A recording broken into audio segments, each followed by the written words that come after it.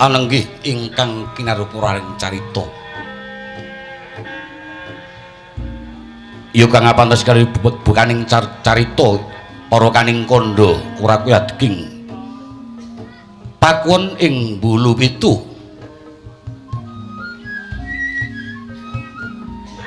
Ing kono dudu adeging kraton nanging amung adeging pakuwon. Cirondra monto pakuwon ing Bulu Pitu binabar Balewisma ingkang tinggal gandeng renteng-renteng. Ya jamur bareng kang demegartin bangsal kang bebanjengan. Jek ing kono pakuwon ing Nalendra Ngastina ing sawetawis.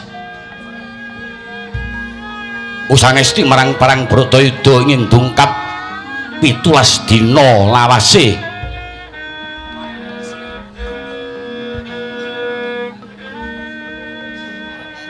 Ing ditiwanti samangke wis dungkap 18 dina. Upamita sehari mangke kalampan perang Bratayuda saiki kathah kurbaning para kawrutin kurbaning para wadyabala candraning pakuwon kanan kiring pinasang reruntek umbul-umbul gendera inging kumelebet angen danu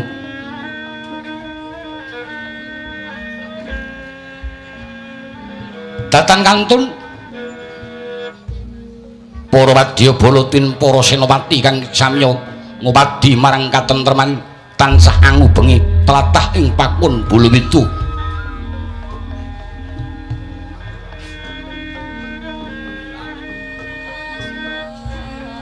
Lan uga datan kantun para wadyabala kang wis dadi sisa-sisane ngaprang inging sawetawis aglar wonten ing piswanan kanthi damel pirantining peperangan tumbak ligan pedang ligan.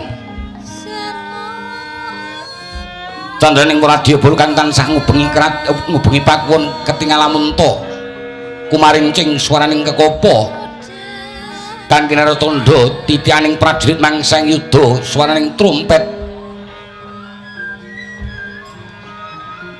tun tambur kang kumandhang wong enting akasa.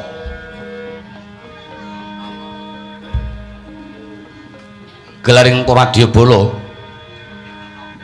tumbak ngabak kowe jati ngarang payung amruk jamur terik mongko ing galih jrek ing kono pindu Jinawaka wong agung ing Astina Prabu Duryudana menggeraken marang para mban prajurit pawestri kang samya nyawisaken ubaraning peperangan Kyai Candrasa Karewaja Patrem Cundrik sak pinunggalane suwawis kang Abiyantara mabukuh wonten saling kang Sinuhun Prabu Duryudana Rekyanwati Heru Sengkuni kang nalika semanten katimbalan munggih ngarsa gragapan jering penggalih. Saya tinamunturkan Pati Sengkuni nglarapaken marang Tedhaira Nalendra Mandaraka Prabu Salya ingkang katembel tendhak saking kreta Jati Sura marang Abiyantara ing pengangkah Arsa Suka uning lamunta ingkang Araka Nalendra ngawangga gugur wonten madyaning payudan. Parandene wong agung Ngastina wis prisa lan wis ngawuningani tumraping pawarta yen ing Raka ngawangga gugur wonten madyaning payudan. Sinambet marang Kusana Raden Swatama duwen para wadyabala sirep tanono kang samya sabawa ning waringe datan ubah maruta datan lumampah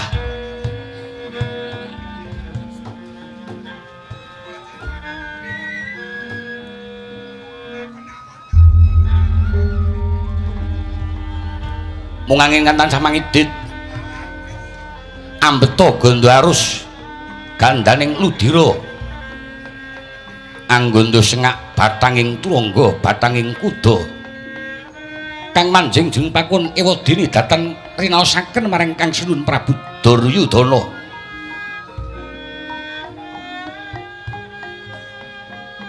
Wong agung mongko ing galih sawis prisa marang sangjaning para sepuh kang ngabiyantara sigra yen ping dhewe kawijil pangandikane roh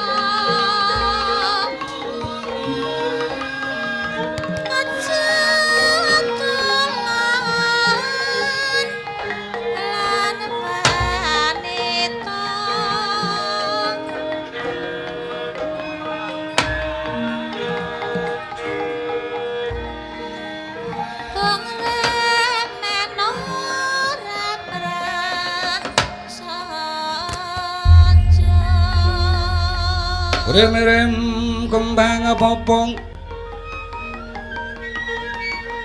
kembang sari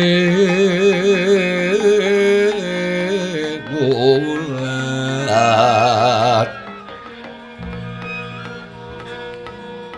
kembang tratebang rarayungan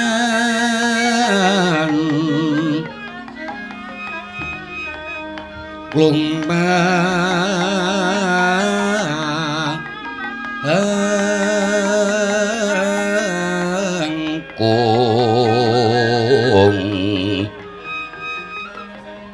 kung melengkung bakang sarwi bebuletan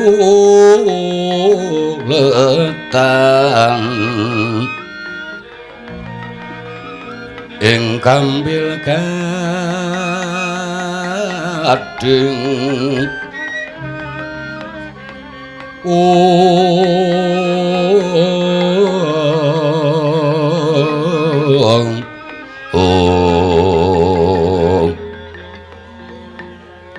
kang sarwi bebuletan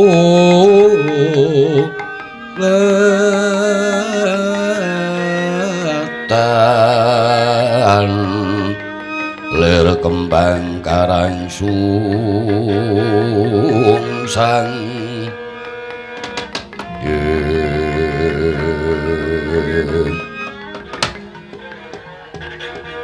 anjrenggang puspitorum kasilireng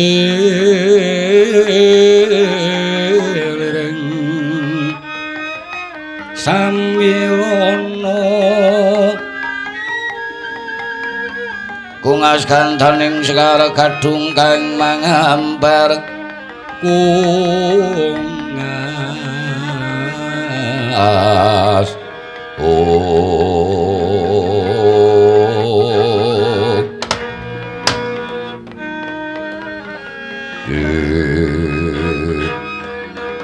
Jagat Dewa Bathara Kanjeng Rama Prabu Salya saksamunipun lenggah keparenging putun aturaken pambagya rawuh paduka Kanjeng Rama inggih kados bagi kawidadan praptanipun ing bapa nggih mboten langkung pudya pangastuti kepareng kula trinampi nggih kula pundi wulung staka kaprayogan lenggah langkung rumiyin Kanjeng Rama kados mboten kirang prayogi semono Swatama tatanen kabeh para wadyabara kang sarta para nayakaning praja nuwun ngestaken dawuh Kanjeng Dewaji Paman Sengguni wonten maring adawuh anak Prabu ndang dumateng piswanipun inging bapa Kurawa isih pira lho ora basa sesek manah kula bicalanipun Kurawa kantun pinten paman ih ngancik Bratayuda ndungkap 18 dinten ing samangke Kurawa kantun kalih dasa kantun pinten kalih dasa Ewa semanten tansah gadang-gadang ngantu-antu dawuh paduka anak Prabu binjang menapa dipun jumenengaken Senopati ngrabusa mengsah dhateng para Pandhawa ananggulangi kridaning para kadang paduka mboten badhe wonten inging swala sak sampunipun mendi dawuh saking ngersanipun Koko Prabu anak Prabu awit anak Prabu sampun ngayomi dhateng para Kurawa lan para Kurawa ngrumaosi bilih gesangipun derek mukti wontenipun anak Prabu ing pengangkah para Kurawa namung badhe asung kabagyan wontenipun anak Prabu kawula nuwun mboten wonten ing gadah raos miris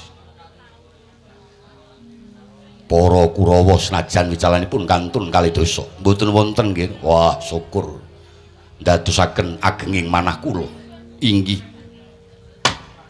lajeng kula badhe nyuwun prisa bab menapa kinten-kinten wonten salah setunggaling prayagung ingkang dipun wastani tiyang bingkanani ingkang nderek mulya wonten negaring Astina ingkang sawunipun boten nderek ngayom wonten negaring Astina nanging namung salah setunggaling kadang utawi kulit daging ingkang nderek gesang mulya wonten Astina lenggah sekeca dipun pundi-pundi dipun sungguh-sungguh ing tanpa menggalih dumateng ruweting negari kinten-kinten wonten menapa mboten paman mboten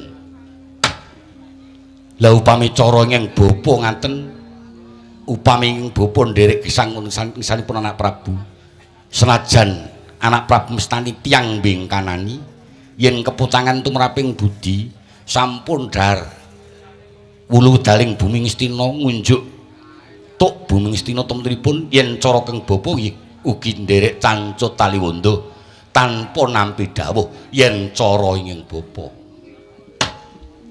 kinten wonten boten wonten nggih namung menawi saking gagasan kula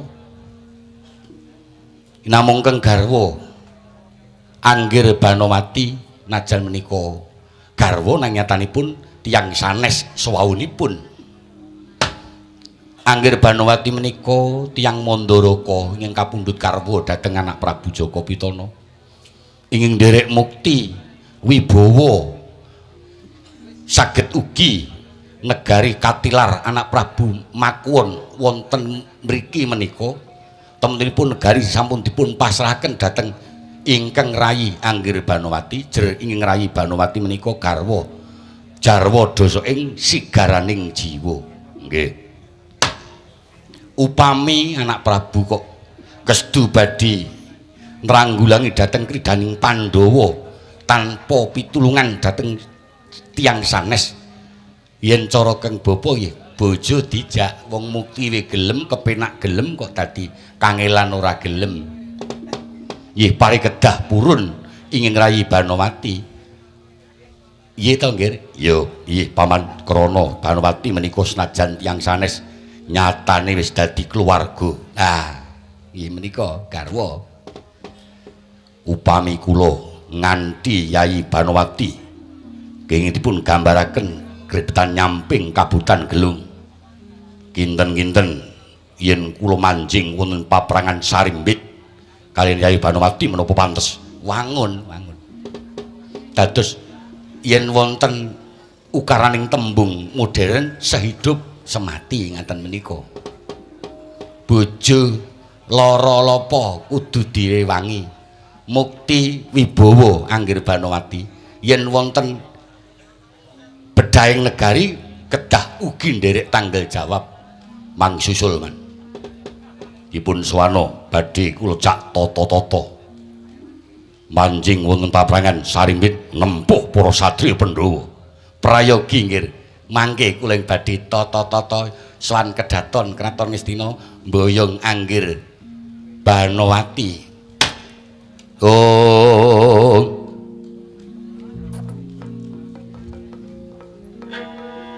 lenggeng namang kang drewang candra katawengan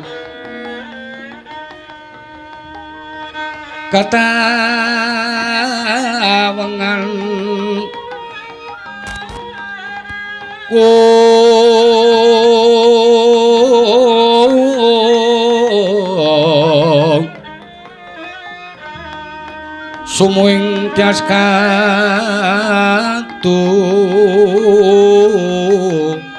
oridan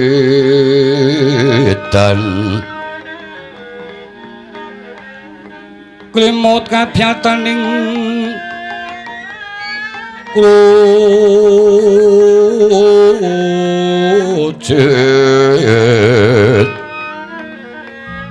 rem-rem triya manawung triya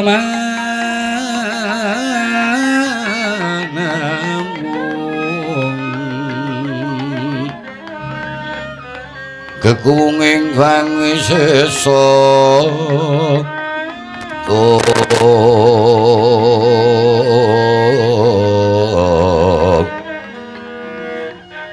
tanana kanggo cimararas tanana kang kuciwa aras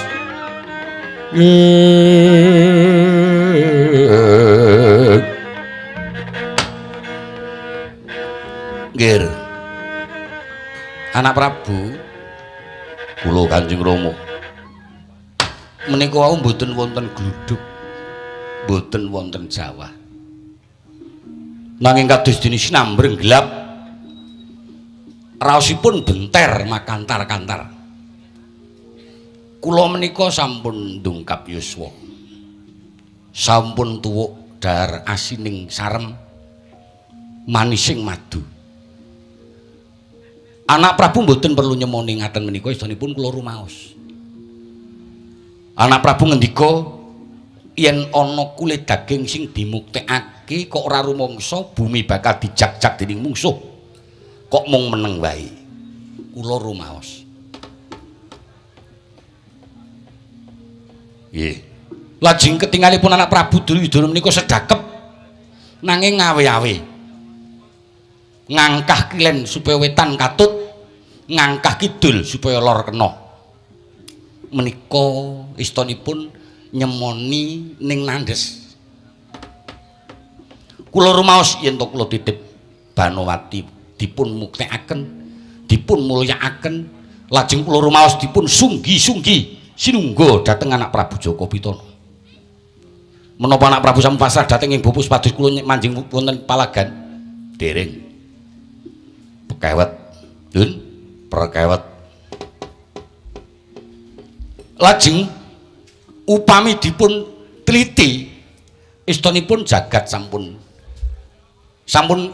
ngalang-alangi utawi meper ing dados kamurkanipun anak Prabu Jaka Pitana ngengi bab nalika guguripun Sang Matmawrsi Warabisma kirang menapa Sang Matmawrsi Warabisma meh badhe ngendhih kridaning para Pandhawa ngawanaken para satya Pandhawa ewa semanten kawonipun namung kaliyan Senopati Putri inggih menika Yoga Kula Srikandi menika pralambang senajan to digdaya sing kaya ngapa wong kuwi nglabuhi wong sing ora bener bakal cilaka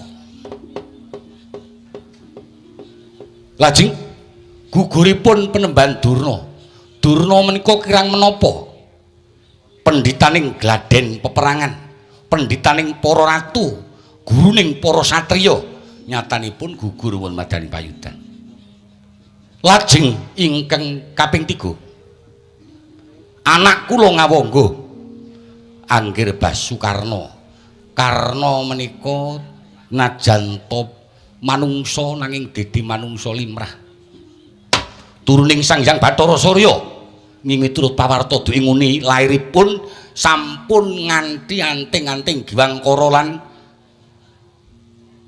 kadigdayan ing linangkung lajeng kawimbuhan pangwaos pusaka senjata kunta duwung Kyai Jalak utawi Kala Dite sinten ingkang kiyat nampi nyenyeping jemparing sinten ingkang kiyat nampi pucuking pusaka Kala Dite mboten wonten ewa semanten gugur wonten Madaning Payudan labet sinten labet anak Prabu monggo nggih upami to tandhingipun Dede Janaka sampun rampung Senopati Ngamarta nanging gandeng tandhingipun Janaka rikala rame-ramening perang tandhing ngantos dewa sami mirsani widodari sami mirsani jemparing senjata kunta dilipun lepasaken tinangkis dhateng Janaka pating cara jemparing 1000 lajeng pungkasanipun Janaka nglepasaken jemparing ing mawi bedur wulan tumanggal mboten sanes namung Pasopati mboten lepat Pasopati ngengi jangganipun ing neraka satemah sirna wonten Madyaning Payudan. Lah bab menika kula menggali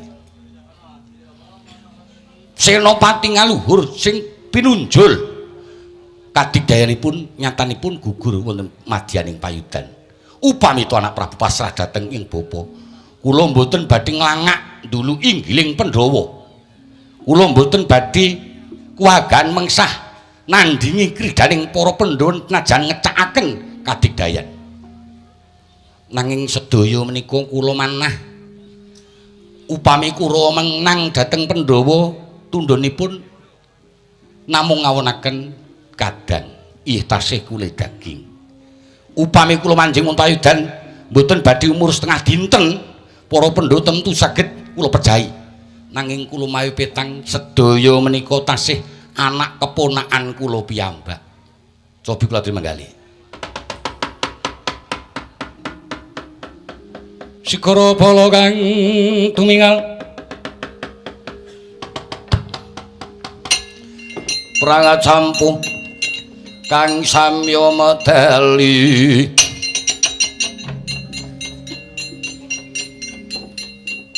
lera tadet wilating kota tayang kung manguncang lidi benjang sangat diladin nyometali wus terus to wilaga kaya buta singa wregil pasti joko dendanyo mangambak boyo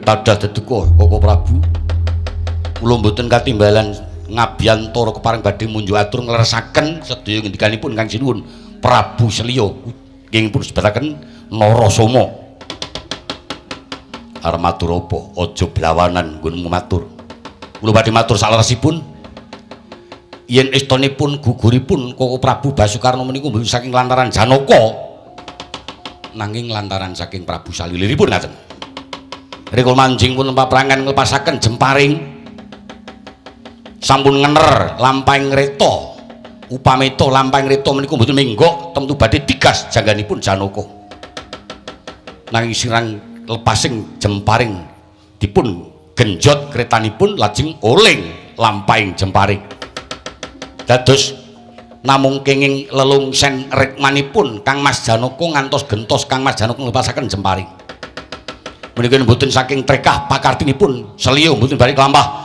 Koko Prabu Basukarna gugur wonten madyaning payut wis cemungan parat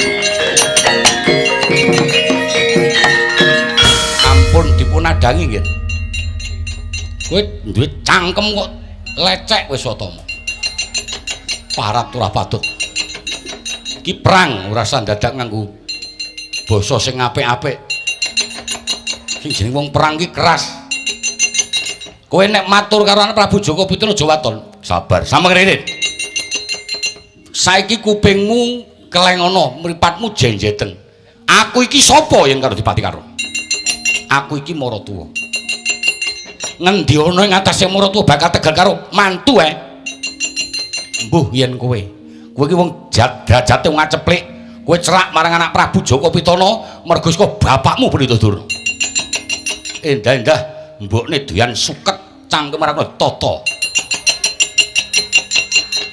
kowe aja waton matur kowe ora bakal dadi piku-wating negara Istina nanging bakal mbubrah bebayan kowe bakal gawe kleruku marang anak Prabu Joko Pitana kowe matur dandang tok aturake kuntul-kuntul tak aturake dandang oh Swatama upamane aku dadi kowe trima mati gantung mergo disin-isin dening sadengahmu wong mbok yo ngilo mbok yo mikir nganggo utek lehmu mikir jaman rikala bapakmu mati ana paprangan kowe nendi ya apa sebabe kowe ora mbelani apa sebabe malah ndelik boro-boro kowe mbelani marang bapakmu teges kowe tresno karo wong tuamu kowe malah ndelik nang alas gedhe irungmu wae ketok ora tak kandhani kok dadi kowe bisa ngucap kaya mengkono arep aku wong tuwa sing wis jempo nggon ngadeg ora jejeg mergo saka tekenku sing jejeg ning tak kira tanganku nyampluk ndiasmu ora petah tak mbeguru karo kowe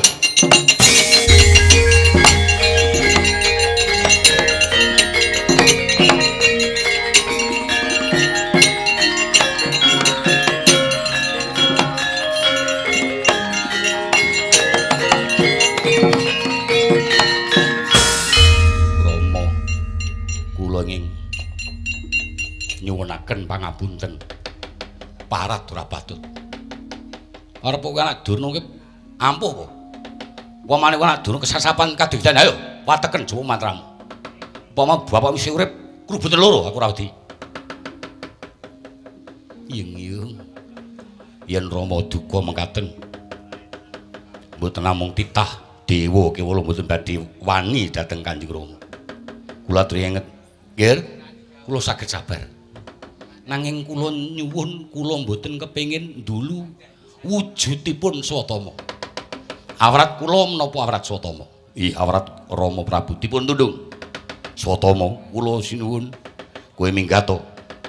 Aja pati-pati ngadhep yen durung tak timbali. Aduh, kula menika matur menapa leresipun ora butuh kandhamu. Makan.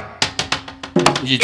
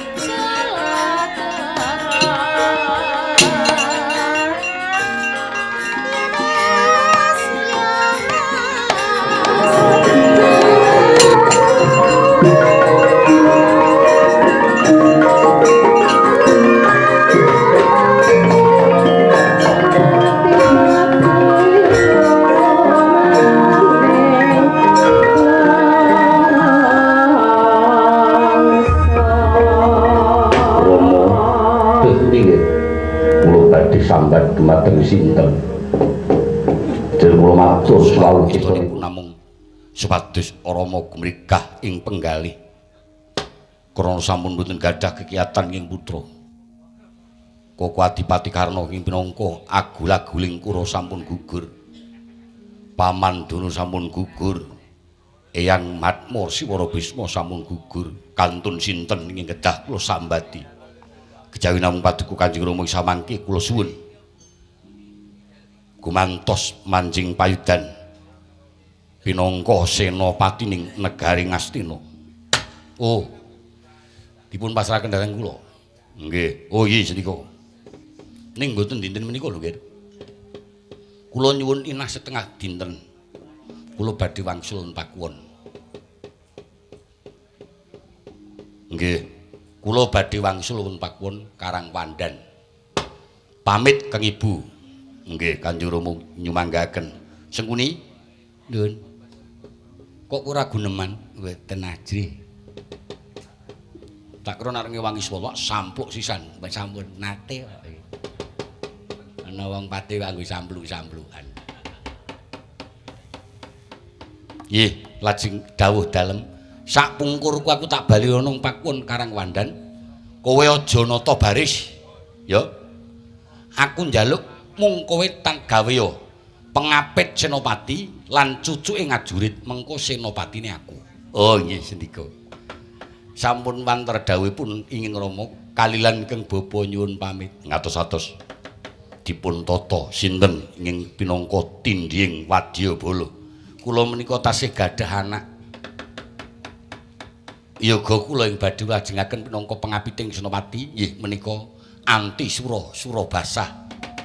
Pas manjing wonten paprangan nyuwun pamit. Ngatos-atos. Ingin bapa nyuwun pamit. Tak pamit kang Ibu rumiyin. Nggih. Ampun dangu-dangu Rama. Mboten nggih. Krana sampun sawetawis kula cumandhuk wonten Ngastina swawu lajeng manunggal dhateng anak Prabu wonten pakuwon nggih sampun sawetawis. Temenipun ya ragi oneng kalian kang Ibu. Iya kangen-kangen ya sak madya mawon. Kedemeh kangen yo bubuk. Ora aku wis tuwa. Ah, tuwa cak niki kok. Zaman sakniki ora ana wong tuwa, ora ana wong enom. Ya ngono wae. Aku dhek tuwa isih oke kok. Niraken widodotipun tindahipun Kanjeng Rama mekaten paripurna sabdane nata. Ing kono griya manjing wonten papan panpen wong agung ing astra miminta sing Bathara. Ketinggal lamunta kairingaken marang para emban reruntungan saksana.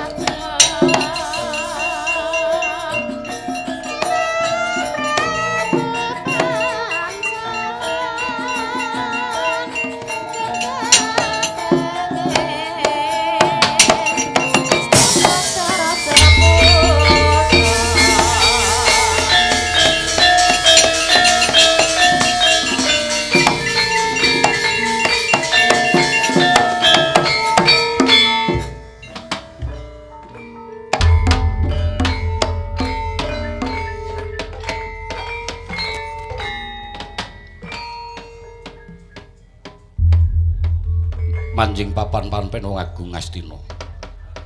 Ing untung minta sing Bathara.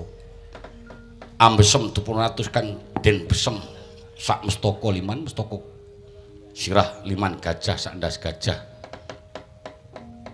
Kukus kumendeng ing akasa murih pinangka lantaran kunjuk marang Kang Murba dumadi panengkunge Sang Prabu Duryudana muga katarima awit ing kuna perlambang gondo batang kecoh-kecoh wong agung miyos ing papan panepen kukusing tupa kulun ngeneng tiasa ngabeki kawengku sagung cacahan nanging sang tangi kibir sang resang resik kaneka utara kang anjuk saking wiyadi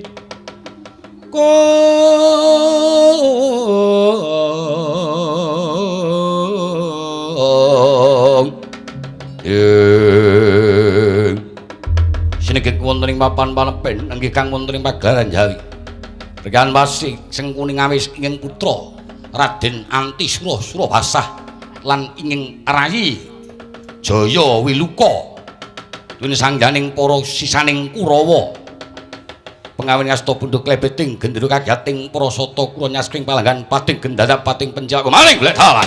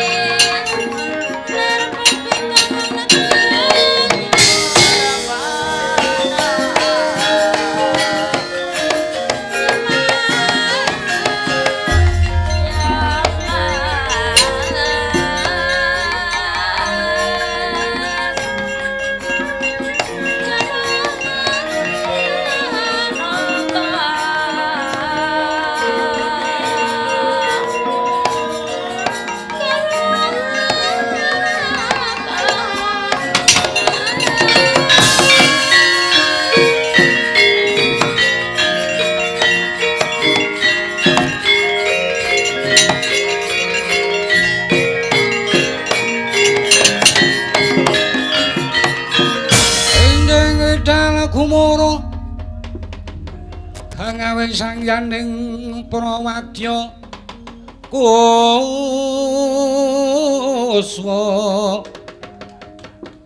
nyang aku mara pendhe bar munyo mangungkung munyo mangungkung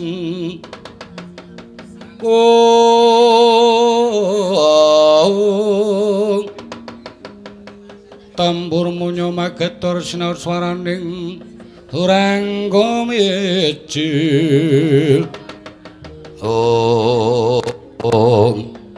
Kanjeng Rama ingin putra Antisura nyadung dawuh Kanjeng Rama kula pun Surabasah nyadung dawuh Keng abdi Jaya Wiluka nyadung dawuh Regyanapati. Paman nyadung dawuh. Nyadung man. Man. Anggrana cah loro kae marai mangkel. Ora neng sing apik. Ngomong ora tek cetha. Mergo untune ganten iki kaya.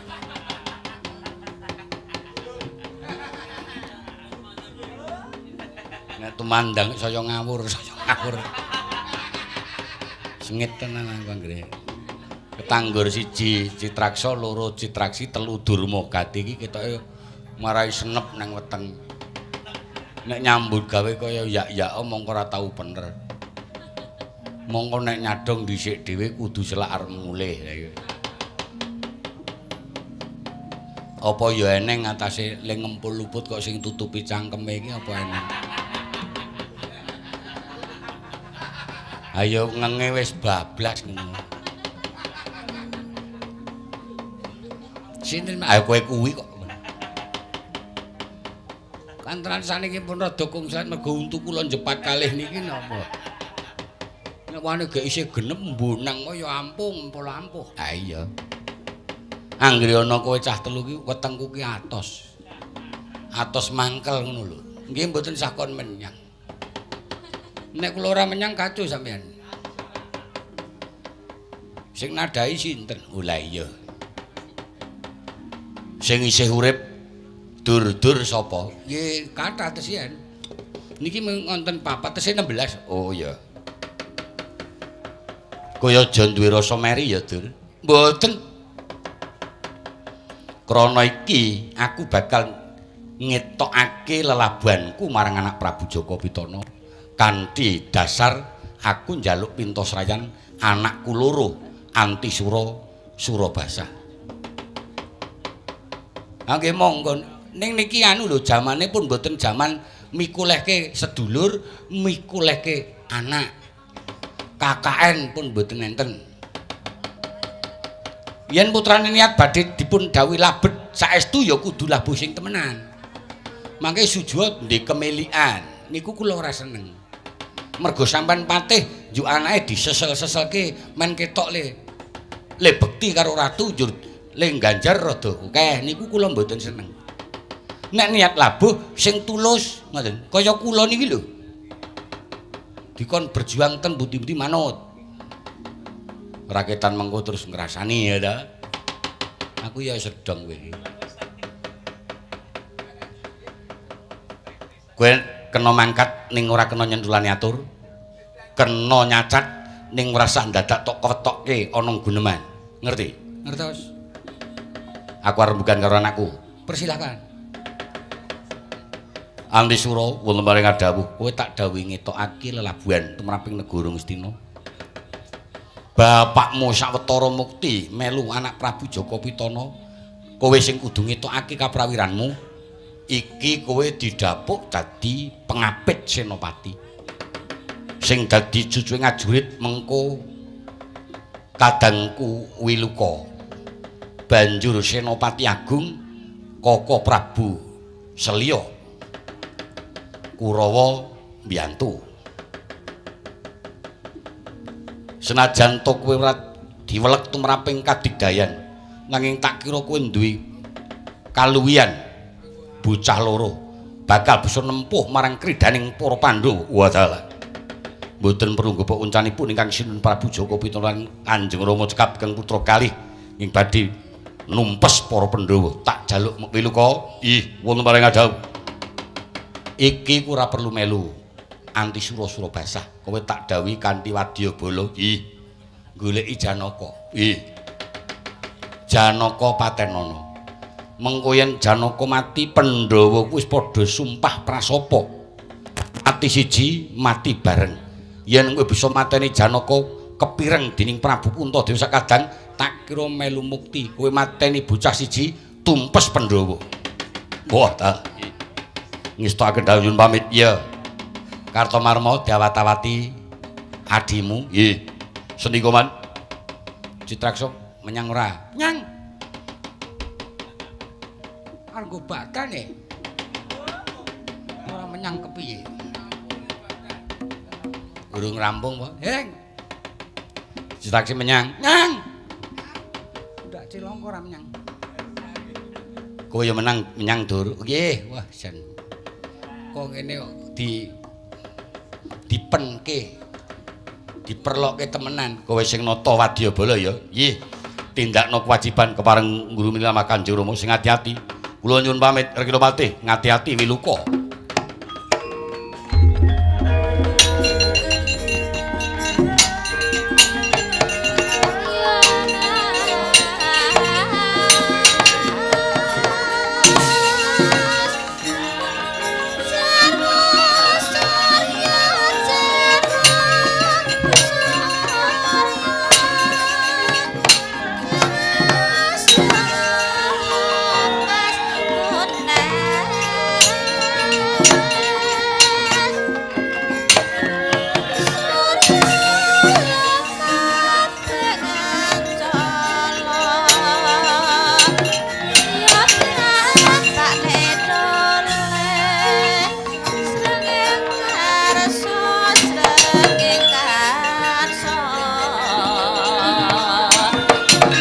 Rono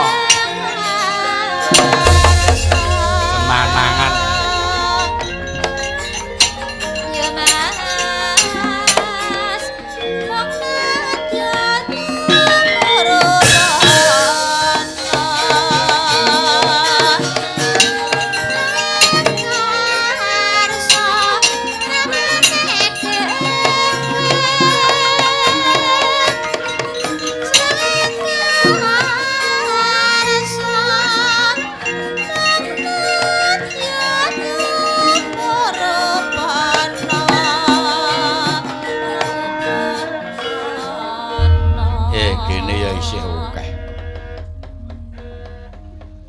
isih akeh wadya balane isih akeh perjurite wis padha siaga ngampingi pengapit Sinoma samun ya wis nggo gegaman piranting perang samun ya mantep pikirku saya akeh ngene iki ra saya boros saya kuat kok saya boros.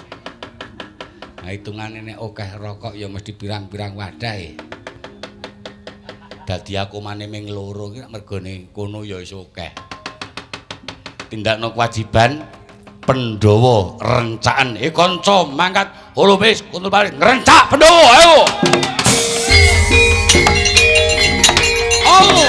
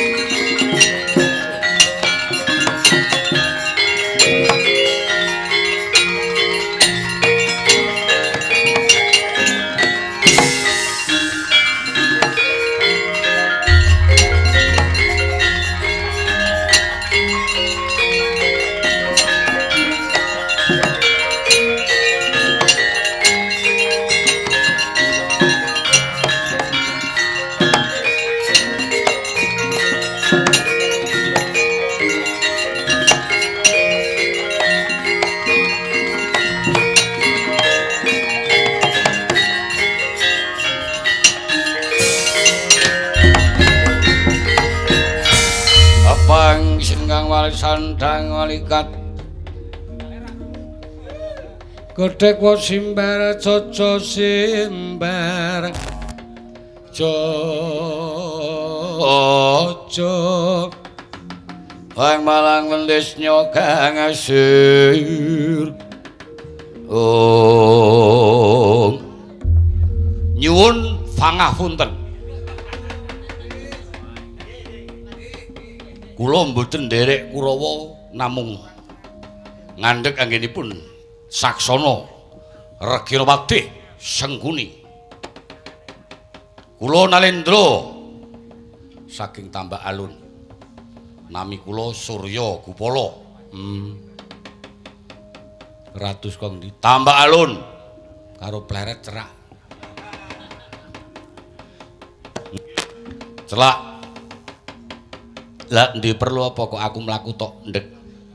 ing ngajeng kula badhe sowan wontenipun Prabu Duryudana namung sampun dipun menapa dipun tutup. Anggepmu ki nek Angger Joko Pitana iki dokter praktek ngono piye? Lah pengangkahmu apa? Kula badhe nderek nyirnaken Pandhawa, kula badhe bebela dhateng Prabu Joko Pitana. Dasarmu apa? Kula rumiyin muridipun Penembahan Durna. Muride Kakang Durna diwulang apa? Ngapusi. Nek mung diwulang ngapusi aku cok kulina. Nek kadigdayan mboten dereng nate. Pengasihan ya dereng nate. Iki anak Joko Pitana wis ora mbutuhke bun-bunan. Kurawa wis nyukupi awit ngene. Arepa kowe niat bakal mbiyantu Kurawa. Nek menang Kurawa ora ketok, sing ketok kowe.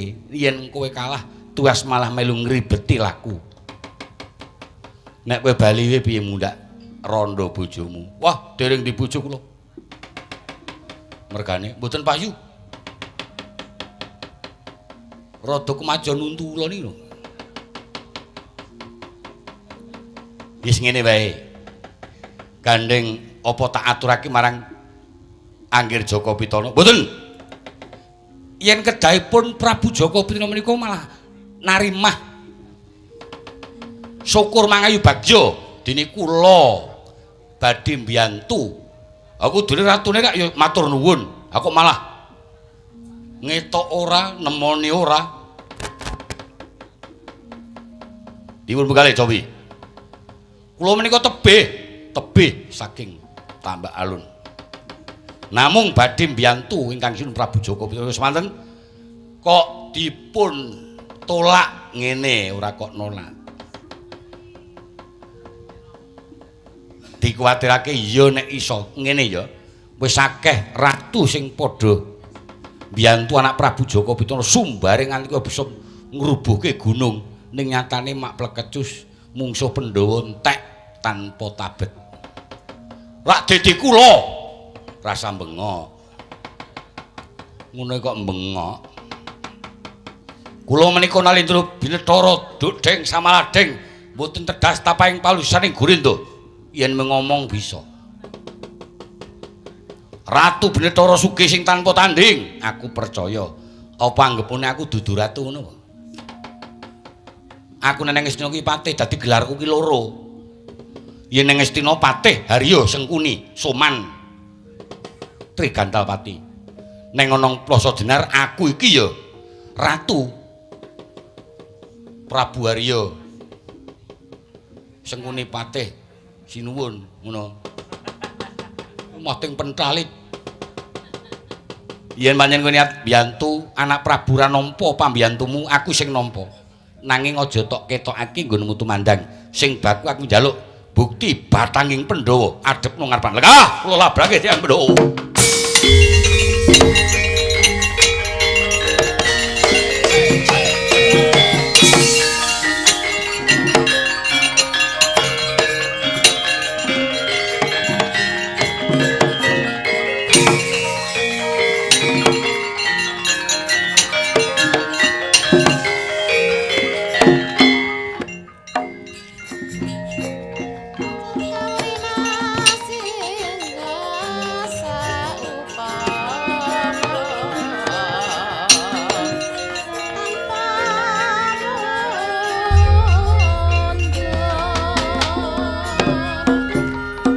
Gancanging cerita Gus Kang Amungga Kawi.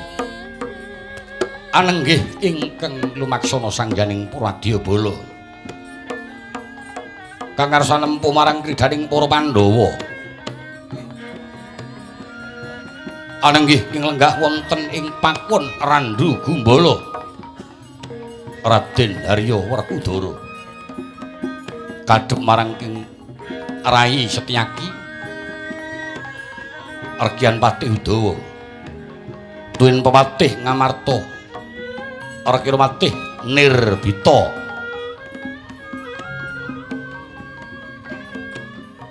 angrangu binjang menapa para Kurawa ngajengaken Senopati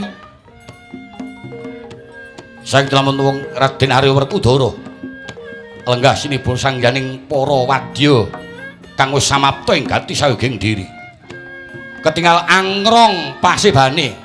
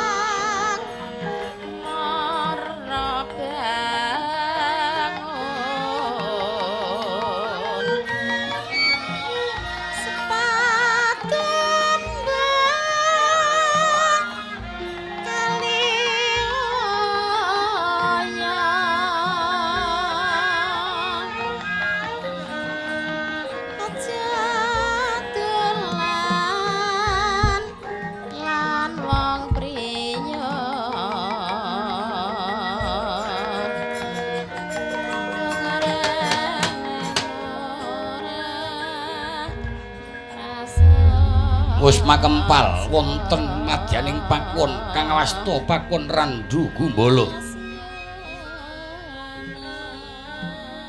Ing kono pakon kang dumunung wonten ing Kurusetra kena sinebut dadya pangareping Purmadya. Awit ing kono mapan wonten ing pakon sab setunggal sab kalih glagah tinulu sab tiga Randu Watangan. Pramila senajan turinten dalu Purmadya bolo tansah tugur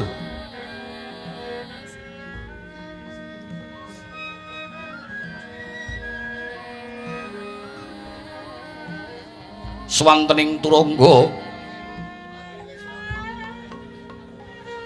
kang kumarincing swantening dwipangga kang hangempret saking kono wis kapireng ing rinten pantaraning dalu krana mapaning pakon wonten madyaning wana datan nama kalamunta ing dalu wanci dalu tartemtu midhanget swaning singa hangemprong kang mangsa wangke kembul kuwanda yen wanci siang ing kono tansah handulu dandang ing rebut wanda saiki lamun wis dadi sawanganing para senapati kang dene panguwasa ing Paku Raden Werkudara kadhiraken marang Raden Setyaki kan Patih Udawa tun Patih Ngamarta Rekna Patih Nirbita.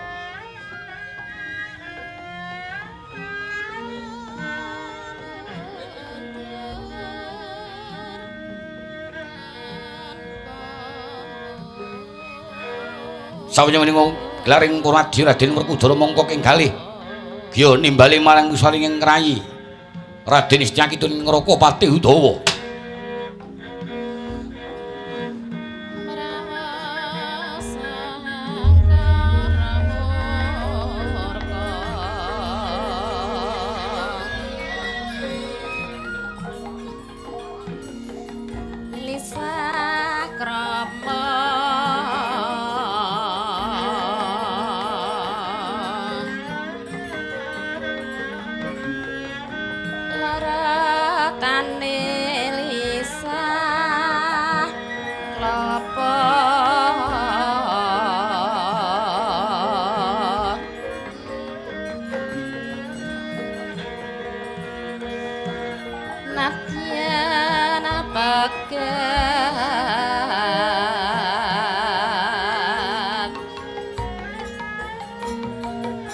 Ande Bima kena siyaka kedeng Bima ing lutira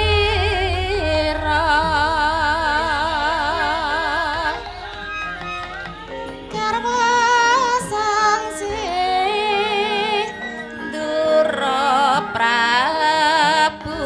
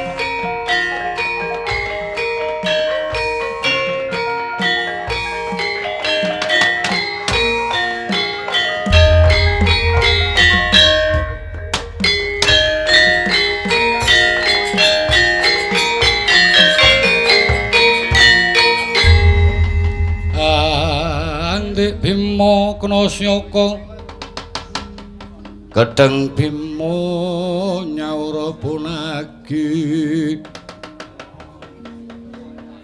Sudebya sawara-wara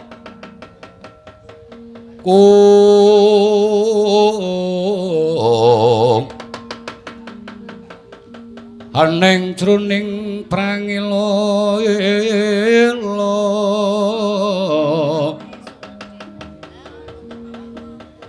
nebak jaja ngokopludira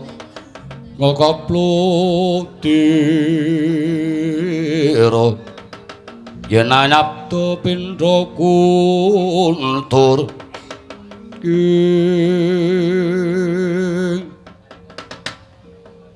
Kang Mas Werkudara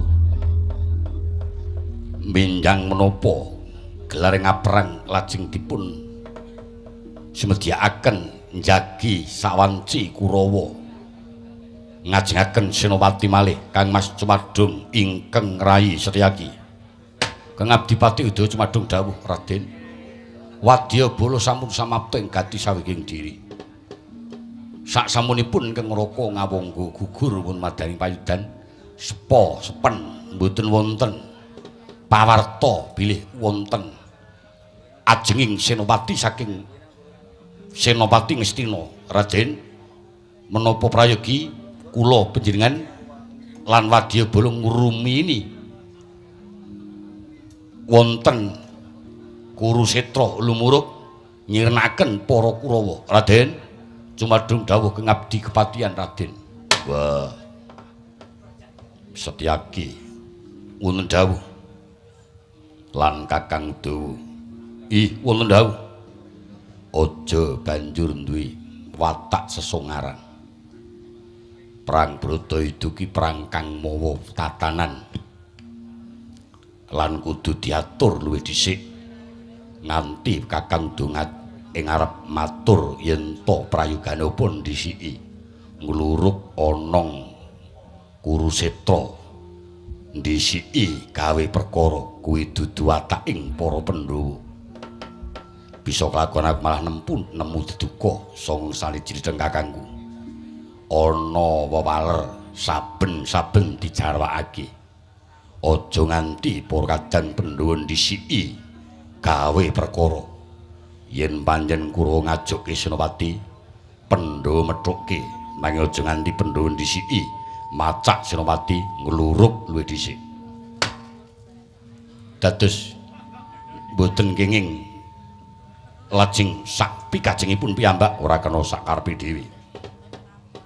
Kula stani yen gandeng kok sepi nggo rame-rame ndisiki gawe perkara. Kula mboten lega ngidak-idak Kurawa. Kabeh mawa tatanan yen panjen wis ana salah sijining senopati sing diajokake tumraping Kurawa. Aja padha melu-melu. Cukup pun Kakang bakal manjing pawidan Mas Tyaki. Ingin rayi kangge menapa Kang Mas, kula badhe ngetingalaken labet kula dhateng para Pandhawa. Sena kumrekutam yuring mari kumelebing tirta semunduling wentus ngengetono risang hampurna